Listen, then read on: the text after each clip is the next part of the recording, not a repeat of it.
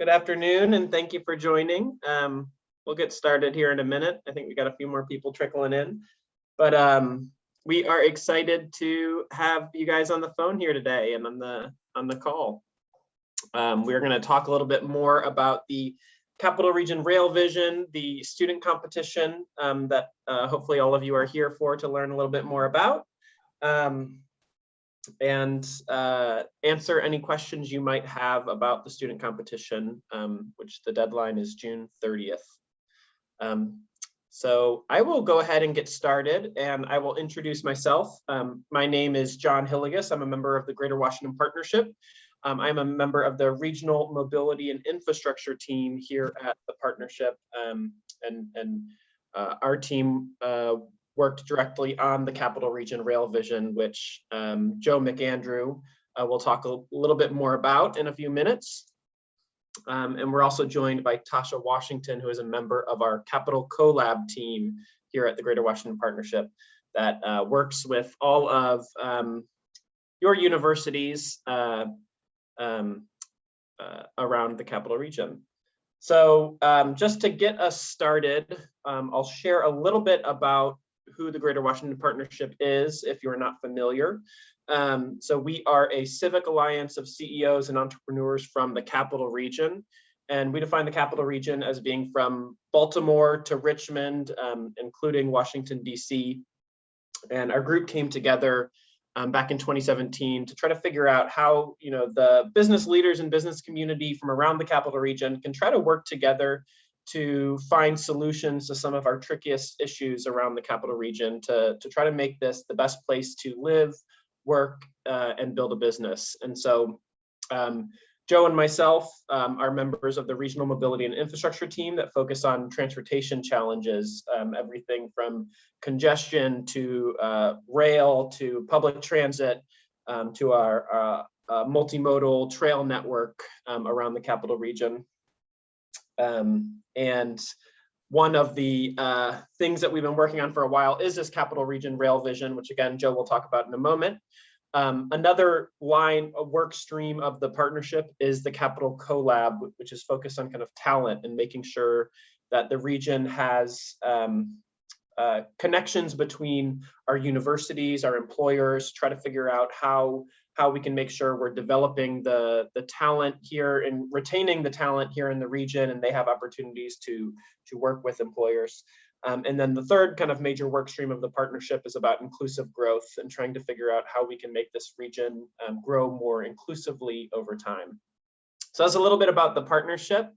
And I will then let you guys know a little bit about the student competition before I hand it over to Joe, who's going to walk through a PowerPoint going through the Rail Vision. Then we'll answer any questions you have about the Rail Vision or the student competition. So the student competition is kind of a partnership between the mobility team and the Capital CoLAB team, because over the past year, we've been working on this Rail Vision, and then we want to kind of harness and use some of the talent from around the region to try to figure out, what does this regional rail vision mean to you as a student, as a member of the Capital Region, or as a member of a university within the Capital Region? Why would a greatly expanded rail network be important for you? What benefits do you see in that? And kind of use your talent and creativity to think about how would you express that visually, so that we can use and uplift uplift your talent and help kind of sell this vision for a better integrated rail network. So before I turn it over to Joe, just some specifics. We're having this webinar here where you can ask any questions. And the student competition, the deadline for a submission is June 30th. That submission can be any kind of visual medium. We ask for you to keep it below 10 megabytes. I think that's what our submission form requires, or a URL. So please let me know, and feel free to reach out to me if you have any questions. My name is John Hilligus, and on the student competition website, you'll find my email there, but please feel free to reach out to me at any time if you have questions. You also find the FAQ document that goes over the specifics of who is eligible to participate, which is any student at a Capital CoLAB partner university, any student that is 18 plus, because you need to be a legal adult to be able to submit your submission. And then there will be prizes. A team at the partnership will convene after we get the submissions to review the different submissions, see how they address kind of the goals that we set out in the FAQ document, which you'll find in the submission form.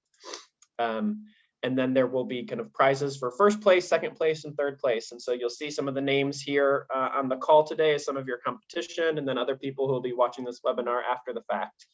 So there's definitely a great opportunity for you guys to be one of the winners. So we encourage you to work either independently or on a team of less than 5 people to submit something by June 30th.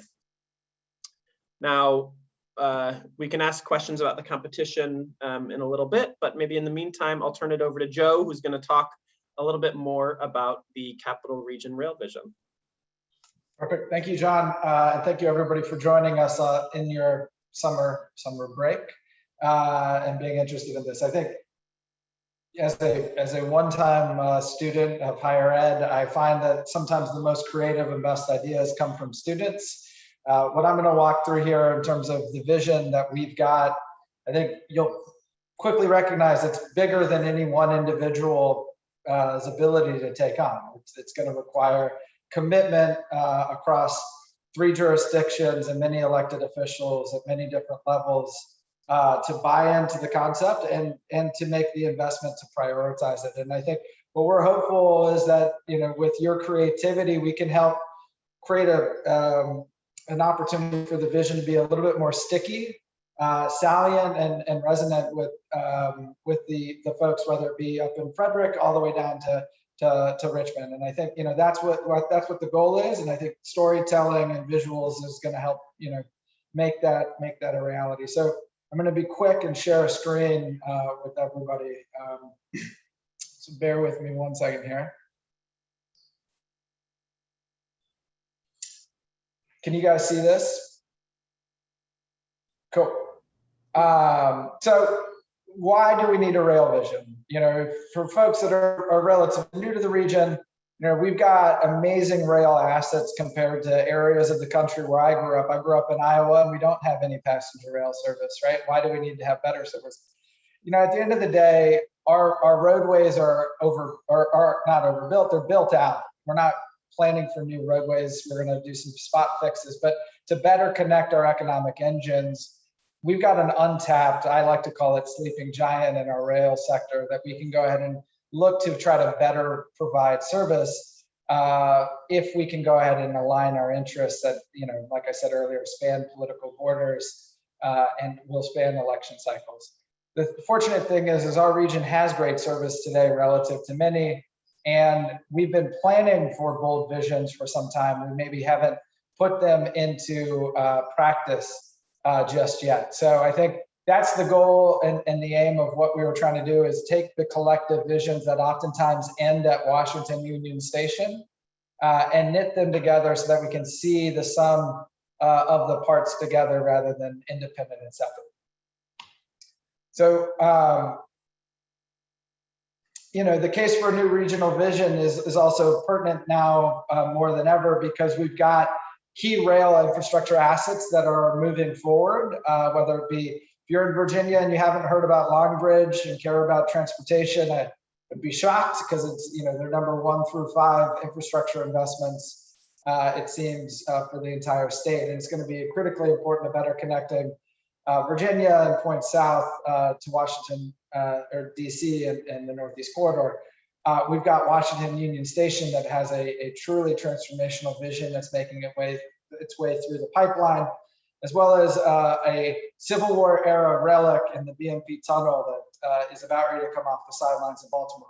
We've got these major infrastructure assets that are moving forward, but nobody's planning for how to maximize those investments with better service. we've got new regional destinations, whether it be a board member like Amazon and their HQ2 location in Arlington, or new growth that we're witnessing in Greenbelt, adjacent to, or not Greenbelt, New Carrollton, or what's possible with Odenton. Odenton sits less than 2 miles from Fort Meade, which is Maryland's largest employment center. We've got huge opportunity. It's just the question of whether or not we can actually go ahead and realize it. We've also got big political momentum. I think, I hit on a little bit of what Virginia is doing, but we've also got huge momentum at the federal level with the federal delegation largely supportive, and President Biden making it one of his key priorities for any infrastructure proposal that comes through. So with that, the partnership with many regional partners created the rail vision that John touched on. You can access it at the link here. We released and finalized it in March. This was an 8 to 9 month endeavor where we really tried to knit together the various plans and with consensus with various stakeholders, identify areas of growth. How are we going to do this, and ultimately try to make early efforts to get near-term wins and keep momentum so that we can go ahead and see this vision through. The vision, it looks at 4 different things. One is, how do we have bidirectional run-through service? Right now, all trains stop at Washington Union Station, which limits the ability or the utility of our rail system to connect, say, a Baltimore resident to a job at HQ2 or vice versa. Folks can't seamlessly travel through the region, and that is a limiting factor that creates major challenges for access to affordable housing, access to a job, and access to an education. It's not enough just to run trains beyond. We also need to expand service. We need to markedly expand service so that we can get to a more rapid regional rail network instead of intermittent 5-day-a-week service that occurred pre-pandemic. We need to be focusing in on the rider, and I think this is really important. I think if you were to ask a VRE individual or a MARC individual, they take great pride in their ridership experience, but they're not necessarily planning for that rider that has to, say, go from MARC to WMATA and then over to a bus in Arlington or vice versa. And that's kind of a challenge. We want to tell that story. We want to articulate what's the opportunity with a more seamless ridership experience. And then finally, we need to have closer, more synergistic operations between the railroads themselves if we're going to go ahead and provide a superior service. We've phased this out over 4 phases. Phase 1 is launch, and it goes all the way over to transform on the next slide. The first early slides, or the early phases, are getting these projects off the ground. Unfortunately, we're dealing with assets on the rail system that are hundreds of years old, and we need to get them back to a state of good repair and also expand capacity so that we can have actually enable more trains to run at more hours of the day. In phase 3 and phase 4, we're really talking about dialing up those operations so that we can have run-through service, 15-minute frequencies, bi-directional trains at all hours of the day. And I think that this is really important to note, and folks that do ride the rail or don't, just trust me here. The map on the left, you've got the current kind of network today. And the only line that actually operates outside of 9 to 5 or early morning and afternoon, Monday through Friday, is the line that goes up to Baltimore Penn Station and then on to Perryville. That's Mark's Penn line, and that's the Northeast corridor that Amtrak serves. Everything else goes away during the middle of the day and on the nights and the weekends, which makes this map not actually tell the true story of what's being offered. This is not a real service that people can rely on unless you're taking it one direction in the morning to a commute and one direction home in the evening. And that's really challenging for us to ever see greater ridership, to ever see greater economic connectivity and interdependent economic connectivity that we want to see between our economic centers.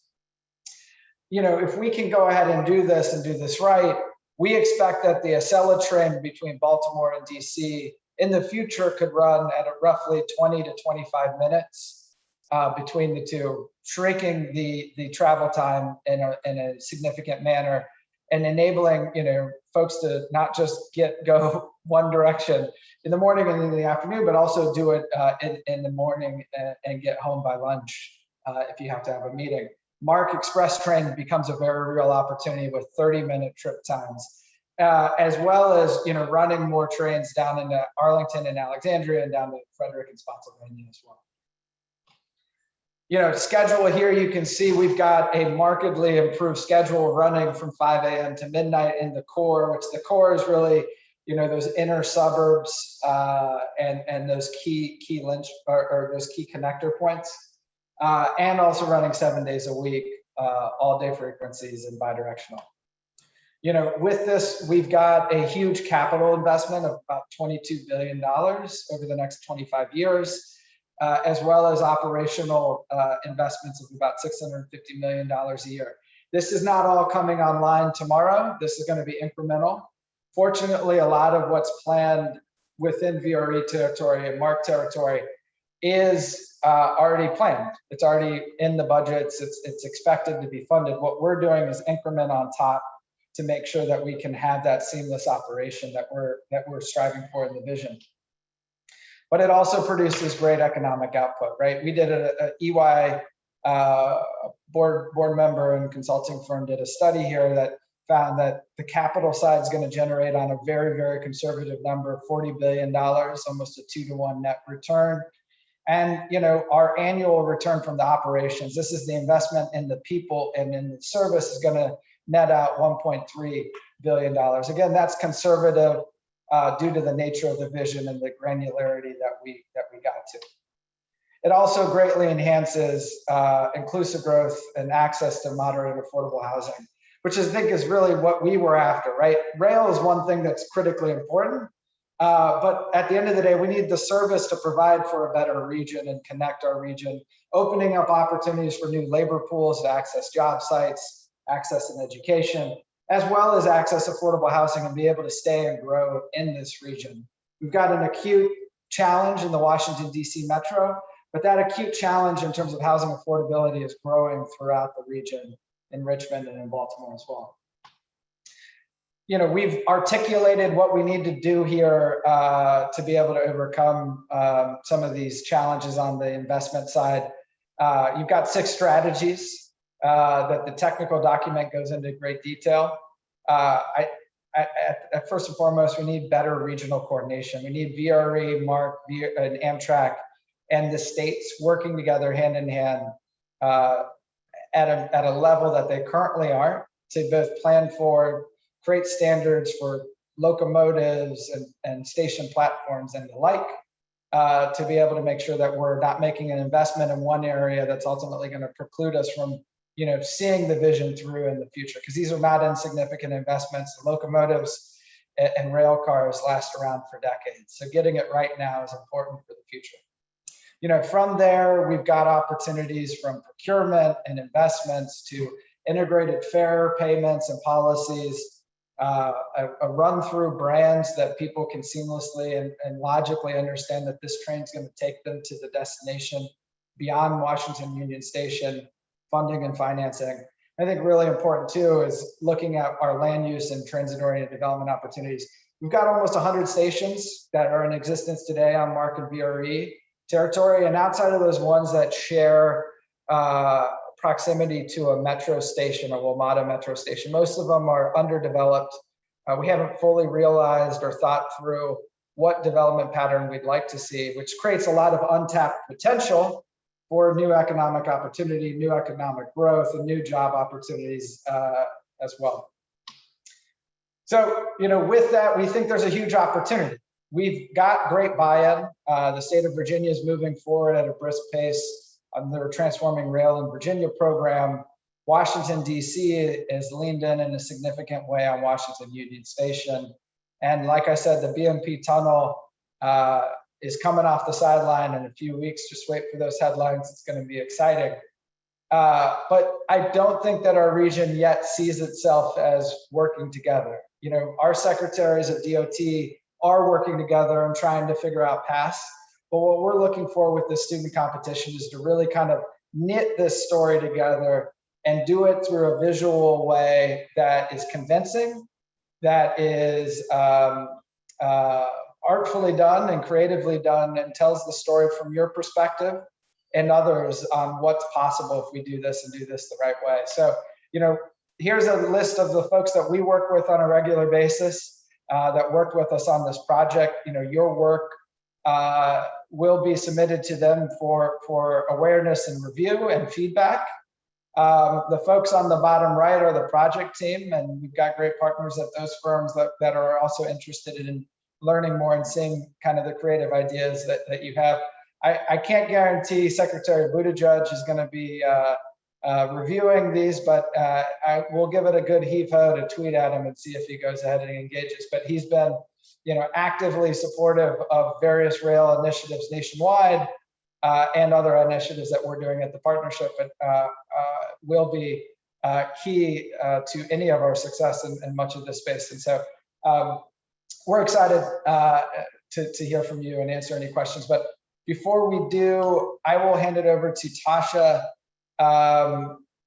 to give a little bit of a overview of kind of the CoLAB's perspective and the opportunity as well there. Thanks, Joe. And thanks, John, too, for this amazing info session. I feel like I learned so much more every time I hear more about the Rail Vision competition.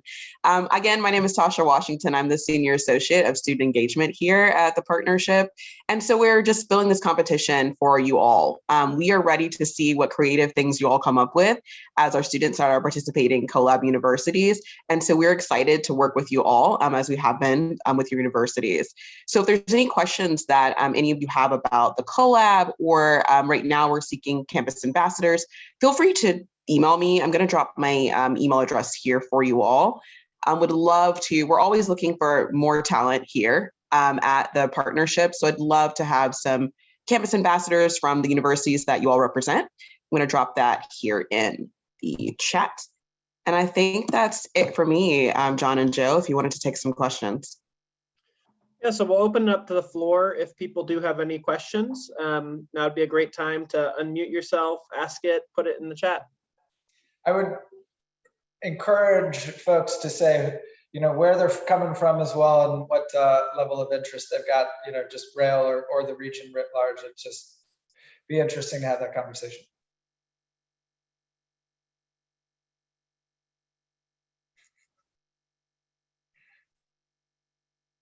Well, I'll give it a go. Can you hear me okay? Yes. So my name is Silky. I'm a graduate student, so I'm work full-time as well. But I've worked in the DC region my whole career. I actually live in Shepherdstown near Duffields, which is right on the Mark line. Work in Germantown, so I have some personal interest in rail vision. But then also I'm an engineer and I work in project management. So, I'm intrigued by this. So just wanted to listen in. And it sounds like to me, my main question is what you're looking for is kind of a visual response to the questions that are on the website, right? Exactly. Yeah. Joe explained the Rail Vision.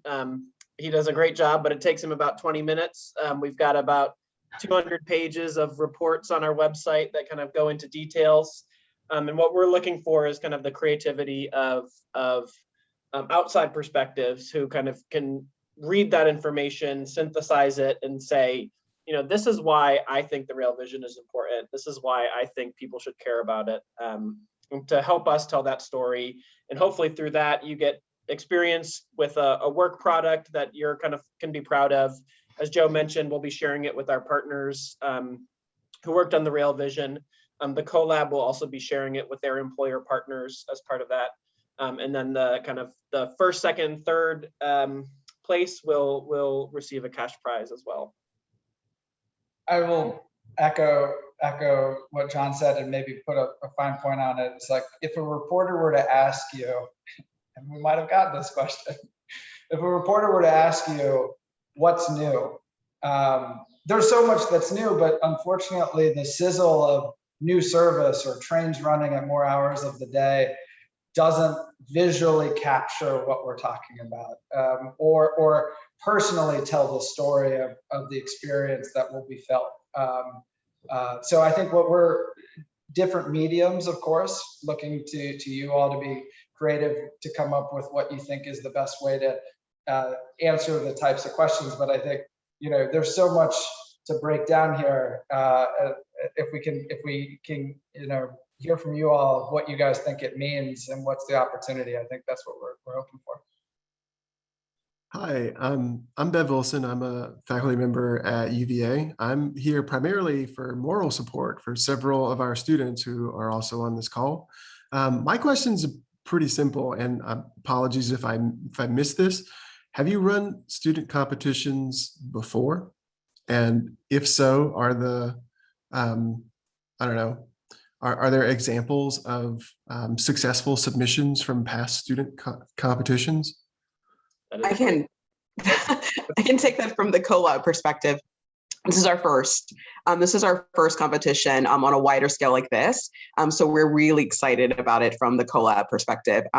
Not sure if Transpo can add to that, but I think this is our first large competition together as well, right? Yes, that's correct, Tasha. It's definitely our first, so it's an experiment, a learning experience for us as well. And it's a great question about kind of what we're looking for and what a successful submission would be. We gave a little bit of information. I'm going to drop kind of the terms and conditions link in the chat. Gave a little bit in that about what we're looking for. So just kind of at a high level of what we'll be looking for when we're going through it. We want it to be clear and compelling, a visual depiction of kind of the benefits. It demonstrate, you can clearly see from the submission that the person kind of read and looked through the Rail Vision documents and tried to synthesize them. And it's not just duplicating something that already exists on those documents. So, there are a few maps, a few visuals throughout. I wouldn't say there are very many, but just making sure you're not doing kind of the exact same thing. And then part of this is kind of telling the story. So the last one I think is most important is, is it clear in the intended audience? So whether that intended audience is, if you are at the University of Richmond or the University of Virginia, why this is important for the University of Virginia, kind of making that clear. Whether you're talking about Fredericksburg and why people in Fredericksburg should care about this, whether you're talking about kind of the entire capital region, maybe whether you're talking about people who care about the environment and why they think the Rail Vision should be important. Just making sure that is clear. And then again, we are kind of open to a range of visual interpretation. So, an art student might look at this very differently and create something beautiful and compelling from an art student perspective, whereas an engineer or a planning student might look at this and see something completely different.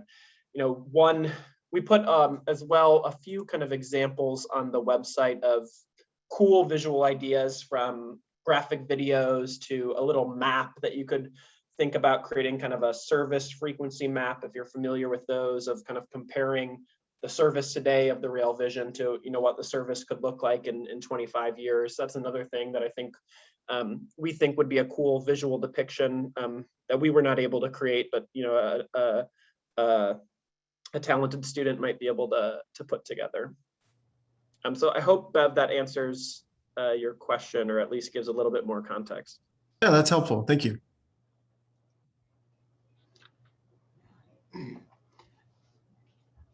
I have a question, I'm here at Taimur Louis. I'm a faculty from Boo State University. My question is, you guys know that we have Amtrak in our campus, and of course, it's a great service our student uses coming from Baltimore or Washington, wherever. It is a great service. So my question to you guys is, I'm working a couple of undergrad students in this project. I'm trying to find out, are you guys focused on solely business angle or the operation of the Amtrak or the railroad? Which one it is that we should be focused on, or we should do the both? Joe, I'll let you put your spin on that. I think that what we're looking for really is not necessarily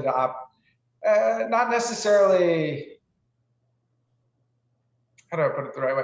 I think that we're looking for the if I were to capture it, it's like, what does this mean for the region? And I think we're asking you all to tell us what it means to you, what it means to the region, and to answer Mr. Wilson's question. I think we decided to stay a little bit more wide-ranging in the scope because we want to enable folks to creatively come up with what that means. And to a Bowie State student, it might mean more kind of localized station specific than maybe region-wide. But I think ideally what we're asking is like, what does this mean to the region if the vision were to be implemented? And that could be probably more on the operational lens and the outcome lens than a specific railroad type of lens. Yeah, so maybe, for example, what would it mean to Bowie State for having these service improvements both on the MARC line and the Amtrak line that service it, and what that could really mean, and what opportunities could that unlock for Bowie State or a Bowie State student, or potentially kind of commuter students to Bowie State. Good. All right, thank you, appreciate it. Great questions.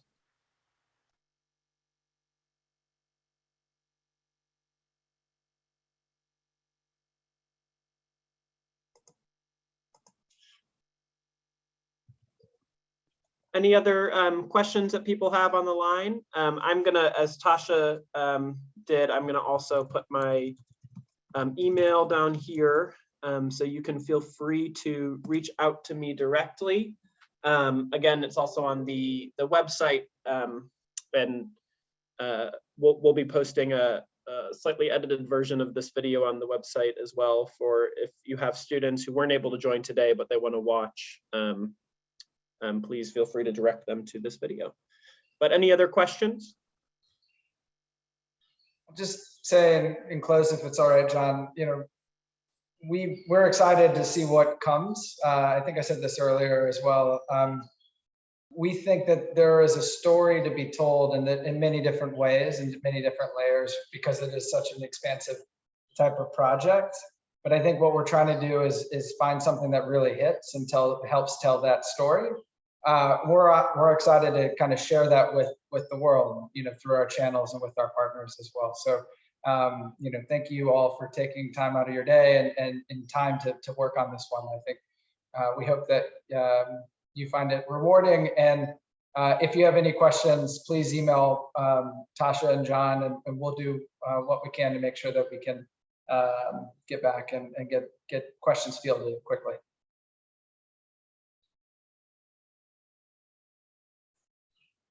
Wonderful. Thank you so much, everyone. We really appreciate you joining Thank you. today. Have a good one. Thank you.